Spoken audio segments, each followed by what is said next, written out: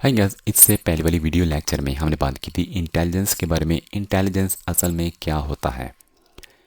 Capacity of self awareness, capacity of learning, capacity of understanding, planning, creativity. तो ये हमारे पास एक डिफिनेशन थी इंटेलिजेंस की। इंटेलिजेंस बेस्ड सिस्टम भी मैंने आपके साथ शेयर किए थे, जिस तरह लैंग्वेज प्रोसेसिंग सिस्टम है, ह्यूमन लैंग्वेज प्रोसेसिंग सिस्टम, जिस तरह चैट बूट्स हैं। उसकी मिसाल हमारे पास चैट जीपीटी है। आज की इस लेक्चर में हम बात करेंगे इंटेलिजेंट कंपोजिशन। एक इंटेलिजेंस सिस्टम जो होता है, या जो एक इंटेलिजेंट हमारे पास एक कंसेप्ट है, तो वो कितने कंपोनेंट रखता है, कौन कौन से उसमें डिफरेंट पार्ट्स हो सकते हैं। कंपोजिशन हम पढ़ेंगे इंटेलिजेंस की।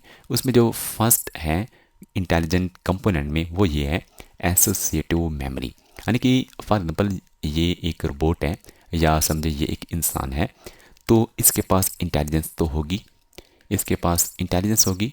अब इस इंटेलिजेंस के अंदर मज़ीद क्या चीज़ें होती हैं, कौन कौन से कंपोनेंट्स होते हैं, उसमें एक है एसोसिएटिव मेमोरी। अब ये भी एक इंटेलिजेंस का हिस्सा है।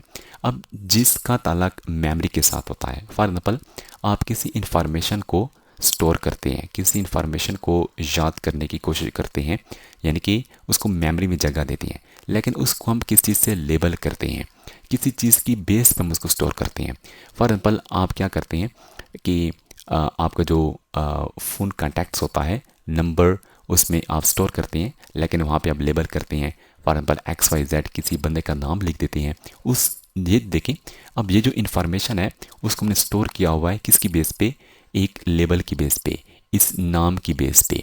तो ये जो इन्फॉर्मेशन होती है उसका ताल्लुक होता है इस मेमोरी के साथ। यानी कि आप किसी चीज़ को स्टोर कर रहे हैं, याद कर रहे हैं किसी भी लेबल की बेस पे, किसी और कह सकते हैं कंटेंट की बेस पे आप उसको स्टोर कर रहे हैं। फॉर एग्जाम्पल एक एआई बेस सिस्टम होता है, एक इमेज को रिकग्नाइज करता है या इमेज को याद करता है, उसको मेमोरी में जगह देता है किसी की ना किसी बेस पे। कौन सी बेस होती है? यानी कि आई को टारगेट करके, ईयर को टारगेट करके, हेड को, हैंड को, यानी कि पूरी पिक्चर को अगर वो रिकग्नाइज करना चाहता है, किसी भी चीज़ की बेस पे वो उसको रिकग्नाइज करेगा या उसको याद करेगा। यानी कि कोई भी एक व्यू होता है, यानी कि आप किसी के घर में जाते हैं या किसी विजिट पे जाते हैं, टूर पे जाते हैं, किसी मंज़र को याद करने के लिए कोई भी एक पॉइंट पकड़ते हैं। उसी पॉइंट की बेस पे आप उस सारी इन्फॉर्मेशन को याद कर लेते हैं। कोई भी एक सवाल होता है, 2-3 पैराग्राफ का सवाल होता है, उसको याद करने के लिए आप क्या करते हैं? एक पॉइंट पकड़ते हैं, एक नुक्ता पकड़ते हैं, उसी की बेस पे सारे के सारे कंसेप्ट को आप याद कर लेते हैं। तो ये हमारे पास होता है एसोसिएटिव मेमोरी, यानी कि मेमोरी से इसका ताल्लुक होता है, याद करने से ताल्लुक होता है। नेक्स्ट आपके पास है नंबर फैसिलिटी। अब इंटेलिजेंस में हम नंबर पे भी बात करते हैं, क्योंकि यहाँ पे हम मुख्तलिफ़ चीज़ों पे ऑपरेशन परफॉर्म कर रहे होते हैं, कैलकुलेशन कर रहे होते हैं। तो नंबर फैसिलिटी से मुराद ये है कि हम डिफरेंट कैलकुलेटिंग भी करते हैं। डिफरेंट किस्म के हमारे पास जब नंबर्स आते हैं, उन पे मैथमेटिकल ऑपरेशन भी परफॉर्म किया जा सकता है। अब नेक्स्ट हमारे पास है परसेप्चुअल स्पीड। परसेप्चुअल स्पीड से मुराद ये है कि कोई भी आपके पास पैटर्न है, कोई भी आपके पास डायग्राम है, उसको कितनी स्पीड से अंडरस्टैंड करते हैं। फॉर एग्जाम्पल आपके पास ये जो इमेज होता है, असल में ये भी एक पैटर्न होता है, या आप कह सकते हैं कोई और डायग्राम है, कोई और विजुअलाइजिंग थिंग है, जिसको आप क्या करते हैं, जो आपके पास एक डायग्राम की फॉर्म है। फॉर एग्जाम्पल अब सिस्टम आपका जो होगा, जो आपका एआई बेस सिस्टम होता है, कितनी बेस पे, कितनी स्पीड के साथ उसको अंडरस्टैंड करता है। फॉर एग्जाम्पल कोई भी डायग्राम है, अगर आपकी बात करें कि जब आप मैच देख रहे होते हैं और वहाँ पे डायग्राम बना हो रहा होता है कि इस तरह कोई डायग्राम होता है, तो आप कितनी स्पीड से उसको अंडरस्टैंड कर लेते हैं कि फ़लाँ प्लेयर ने कितने स्कोर बनाए, फ़लाँ प्लेयर ने कितने स्कोर बनाए। अब एआई बेस सिस्टम भी ऐसा होता है, क्योंकि उसके पास भी इंटेलिजेंस होती है कि डायग्राम को देखता है, फ़ौरन उसको समझ आ जाती है, या इतनी हाई स्पीड के साथ उसको रिकग्नाइज कर लेता है, अंडरस्टैंड कर लेता है, और उस पर फिर ऑपरेशन परफॉर्म करना शुरू कर देता है। परसेप्चुअल स्पीड से मुराद यही है कि किसी ऑब्जेक्ट को, विजुअलाइजिंग ऑब्जेक्ट को कितनी स्पीड से अंडरस्टैंड करता है सिस्टम। ये भी एक इंटेलिजेंस का एक हिस्सा होता है।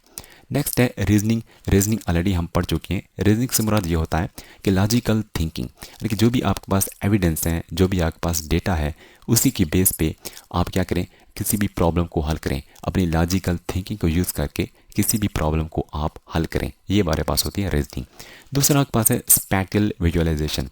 अब इससे मुराद ये होता है किसी भी ऑब्जेक्ट को आप 3D स्पेस में ले जाएं, उस पर डिफरेंट किस्म के ऑपरेशन परफॉर्म करें, तो ये हमारे पास एक स्पैटियल विजुअलाइजेशन होता है, यानी कि आप किसी भी ऑब्जेक्ट को 3D स्पेस में ले जाएं। नेक्स्ट आपके पास है वर्बल कंप्रीहेंशन। अब इससे इसका जो ताल्लुक होता है रीडिंग और राइटिंग से ताल्लुक होता है।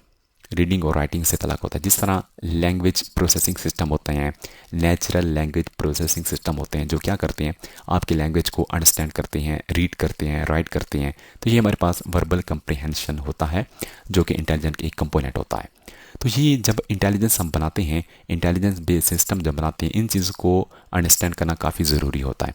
इन्हीं चीज़ों को अंडरस्टैंड करके हम क्या करते हैं, फॉर एग्जांपल ऐसा हम सिस्टम बनाते हैं जो कैलकुलेट कर सके, जो एक डायग्राम को अंडरस्टैंड कर सके, यानी कि इन चीज़ों पे हमने बात करनी होगी, इन चीज़ों को हमने अचीव करना होता है यूजिंग प्रोग्रामिंग। तो ये हमारे पास इंटेलिजेंट के डिफरेंट कंपोनेंट्स हैं जिनको अंडरस्टैंड करना और जिनको आपने बनाना होता है यूजिंग पाइथन प्रोग्रामिंग या कोई और प्रोग्रामिंग लैंग्वेज को यूज़ करके। तो ये आज का लेक्चर हमारा इसी पे ख़त्म होता है कि इंटेलिजेंस के डिफरेंट पार्ट्स कौन से होते हैं, उसकी कंपोजिशन क्या है। तो नेक्स्ट वीडियो में हम मिलते हैं, जिसमें मज़ीद हम इंटेलिजेंस पे बात करेंगे और इस तरीके से हम अपने इस चैप्टर को फिनिश करेंगे।